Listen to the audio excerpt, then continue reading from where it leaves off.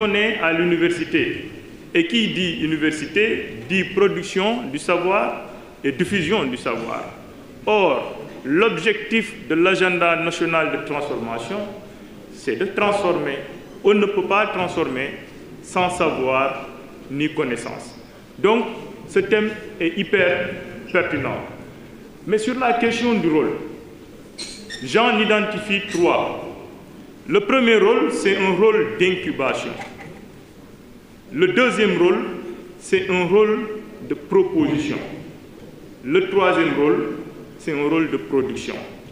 Alors, la méthodologie que je vous propose pour expliquer ce thème, c'est que je vais m'inscrire dans une dynamique de transition. Il doit y avoir en réalité, et je pense que même le parti a du mal à le faire. Les directeurs généraux ont du mal à le faire. Le président du parti a du mal à le faire. C'est-à-dire, nous avons été opposants, nous nous comportons très souvent comme opposants au pouvoir et moins comme exerçants du pouvoir. Donc, il est important, quand je parle de l'étudiant, je m'adresse surtout aussi à l'étudiant patriote, quel doit être son rôle, quelle doit être sa posture. Donc, je n'exclus pas, quelque part, l'étudiant qui n'est pas patriote. Je sais que, généralement, les étudiants sont tous des patriotes. Bon, excepté quelques Koulouna, même si on nous a dit qu'il ne faut plus utiliser le mot Koulouna. Mais je peux l'utiliser. Alors, d'abord, il y a la mutation à faire, c'est-à-dire la première mutation à opérer. C'est de passer de la résistance contre l'oppression à l'incubation de politiques de transformation systémique. Et l'étudiant doit pouvoir le faire. Parce que, bon, on sait tous que les universités ont joué un rôle, que ce soit au Sénégal, que cela soit en Afrique ou de manière générale, partout dans le monde. La place Tahrir en Égypte, les étudiants l'ont assiégée. La place Tiananmen, on parlait de Chine aujourd'hui avec Ngagne Demba. C'était les étudiants qui étaient là-bas en 1989. La place de l'Obélisque en 2013, en 2011, c'était les étudiants qui étaient là-bas. 2021, c'était les étudiants qui sont sortis massivement. 2022, 2023, jusqu'en 2024. D'ailleurs, la fermeture de l'université ou des universités sénégalaises était liée à la volonté de Macky Sall d'empêcher ou d'atténuer, disons, la révolution. Donc, on sait tous que les universités sont des laboratoires de révolution. Mais le défi maintenant, c'est de passer de la révolution en période de conquête et d'être dans un exercice révolutionnaire du pouvoir. Et à ce niveau-là, c'est pourquoi j'ai parlé d'incubation. Il y a deux moteurs qui vont nous permettre de faire l'incubation des politiques de transformation systémique. Le premier moteur, c'est la recherche. Elle est au cœur des missions de l'université. N'est-ce pas, professeur? Quand vous lisez la loi 2015 sur les universités, on vous dit que l'une des missions de l'université, c'est la recherche. Mais elle n'est pas considérée au Sénégal, pour le moment. Même si, dans le cadre de l'agenda, il nous faut accentuer la recherche pour aboutir à ce qu'on appelle la souveraineté. Et là, la recherche ne peut pas être déconnectée de ce qu'on appelle l'innovation. Ces deux-là sont liés. Et la situation dans laquelle nous nous trouvons aujourd'hui, elle est très difficile. Et je vais donner des anecdotes qui vont vous permettre de comprendre le rôle de l'innovation et de la recherche dans des périodes de crise. Je donne le cas de la France en 1939. Donc, 39-45, pour aborder la Deuxième Guerre mondiale, on crée ce qu'on appelle le Centre national de recherche scientifique. Rand Corporation aux États-Unis. On sort de la Deuxième Guerre mondiale. Pour aborder la guerre froide, on crée la Rand Corporation, 1945. C'est des centres de recherche. Mais l'objectif, c'est de faire de l'innovation. Parce que vous ne pouvez pas transformer vos matières premières si vous n'êtes pas dans l'innovation. Et là, les étudiants ont un rôle à jouer dans la recherche et dans l'innovation. Prenez le cas du Japon. c'est un pays qui, 1945, triple hostilité, triple, pas double. Population vieillissante. Deuxième hostilité, c'est quoi? L'environnement est très hostile parce que c'est un archipel. Troisième hostilité, ravage, Hiroshima, Nagasaki. Nous, le président de la République vient de nous dire que les marges de manœuvre budgétaires sont quasi inexistantes. À l'époque, c'était pratiquement la même chose, ou sinon pire au Japon. Mais il y a eu un leadership audacieux. Ce que je dis est très important parce qu'il faut le contextualiser avec le cadre sénégalais. Il y a eu un leadership audacieux, un leadership visionnaire, mais adossé à du savoir, de la connaissance. L'anecdote que je donne, c'est Chikiro Toyoda, qui est le PDG de Toyota. Toyota et Toyota, c'est différent.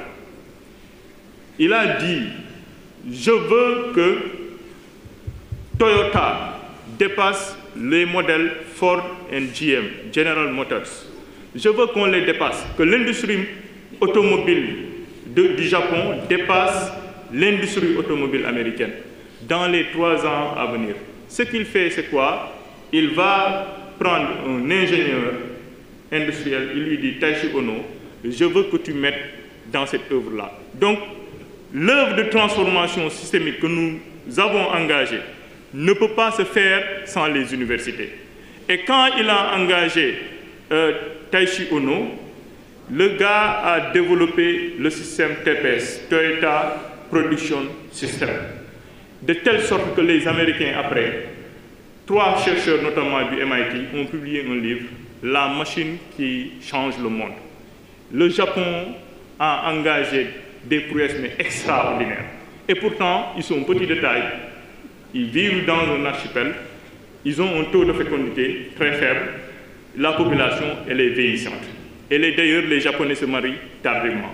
Donc, ce qui a fait la force du Japon, ce n'est pas l'environnement, mais ce sont les hommes. Or, la question qui est au cœur de ce thème, c'est l'étudiant, mais qui est d'abord un homme. Donc, c'est nous, les hommes, qui allons faire la force de ce Sénégal, qui aspire à la souveraineté, à la justice, mais aussi à la prospérité. Ça, c'est le premier niveau, c'est-à-dire la question de l'incubation. Alors, quand je parle d'incubation, je fais aussi un clin d'œil au DG du 3FPT. Je sais qu'il est très intéressé par ces questions. Mais le deuxième rôle, c'est un rôle de proposition. On est dans un pays où sociologiquement, politiquement, économiquement, culturellement, même au sein de la famille, l'âge est une barrière. C'est un handicap d'ailleurs. Vous êtes jeune, on en discutait tout à l'heure avec Ngandemba. Non, il est jeune, il peut attendre. Mais en réalité, les grands noms qui ont inventé, Steve Jobs et autres, quand ils ont fait leurs premières inventions, ils n'avaient pas 40 ans, ils n'avaient pas 50 ans. Le gars qui a Meta là, comment il s'appelle? Mark Zuckerberg, est-ce qu'il n'a pas mon âge? Donc, ce sont des jeunes qui ont fait de grandes inventions. Et très souvent, c'est à l'université. Donc, vous avez un rôle à ce niveau. Moins de TikTok, moins d'Instagram, mais plus orienté innovation.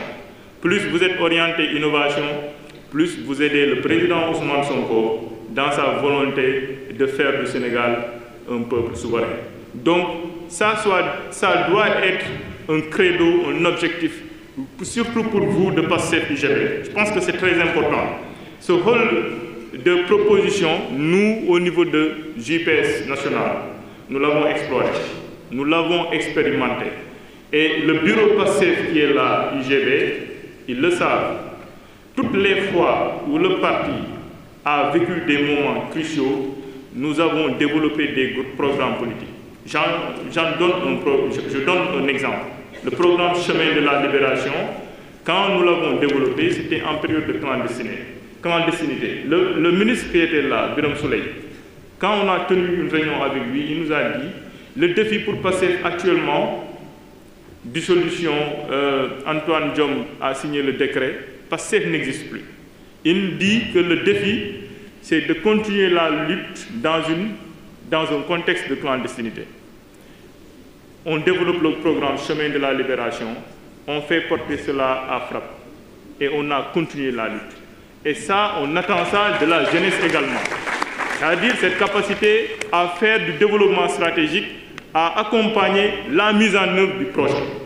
Donc ici, il s'agit pour nous de ne pas être que des forces contestataires, mais aussi des forces de proposition. Pour finir, il y a un troisième rôle, je le disais tout à l'heure, c'est le rôle de production. La production, elle est importante. Il faut innover, il faut proposer, mais il faut produire. Nous sommes jusque-là des forces mobilisables. C'est-à-dire quand il y a un meeting, on dit la jeunesse, venez. Quand il y a front, on dit la jeunesse, venez. Et tout le monde appelle. Gars, il faut que Saint-Louis. Est-ce que par exemple, on appelle tout le monde. On est là des forces mobilisables. Mais notre défi aujourd'hui, pour accompagner, c'est-à-dire la mise en œuvre de ce référentiel, il faut qu'on soit des forces productives. Ça, c'est important. Et à ce niveau, nous avons 3 opportunités. La première opportunité, nous sommes allés la chercher auprès du directeur général de la SONAGED. C'est lui qui nous a appris le concept d'éco-citoyenneté en nous parlant d'économie circulaire. On peut faire de l'économie circulaire à l'université. La deuxième opportunité que nous avons, mais c'est l'économie sociale, solidaire, pour faire des coopératives à l'université et produire et peut-être nourrir les étudiants via le CROUS. C'est possible. Moi, j'ai vu à l'époque une étudiante d'agro qui gagnait des marchés au CROUS. Elle avait son champ derrière, je ne sais pas si elle évolue encore dans le secteur. Mais elle avait créé son entreprise, mais avant d'avoir le master, elle était riche. Elle a dû quitter l'université. Donc, elle a produit, elle est devenue une force de production. C'est comme ça qu'on va aider l'État. Et c'est comme ça qu'on deviendra non pas une charge pour l'État, mais une ressource pour l'État. Alors, la troisième opportunité, c'est le volontariat. Et je pense qu'à ce niveau, nos autorités devraient accélérer la mise en œuvre de ce programme. Il faut matérialiser le don de soi à l'échelle institutionnelle, et ça, il faut le faire avec le volontariat. Et ça nous permettra d'absorber le premier lot d'étudiants qui sortent des universités, de leur donner des outils, parce que vous allez faire certainement du design thinking, etc., d'avoir des compétences et d'aspirer à avoir un premier poste. Et le volontariat en ce moment-là, il faut l'institutionnaliser comme critère pour recruter. Les États-Unis le font. Ils ont des volontaires nationaux, ils ont des programmes de volontariat international, la Belgique le fait, la France le fait. Et d'ailleurs, ces volontaires jouent d'autres rôles officieux. Donc, dans notre volonté d'expansion, de devenir, en tout cas de nous engager du point de vue africain, il faut qu'on mise sur ce programme de volontariat et je pense que c'est important.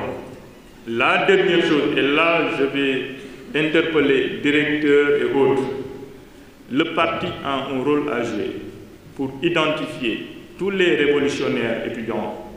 Certains, ils sont là, j'en connais. Du point de vue académique, ils sont en déperdition. Il y en a qui veulent se former professionnellement.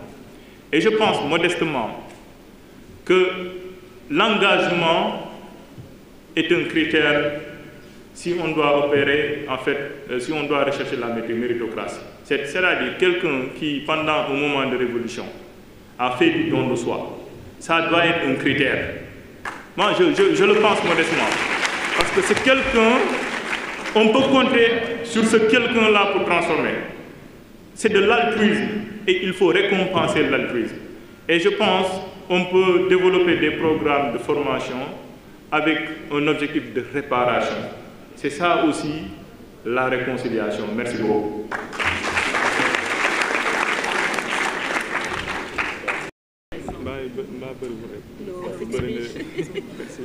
C'était très riche. En tout cas, merci M. Alexandre. Vraiment, c'était prévu pour 10 minutes.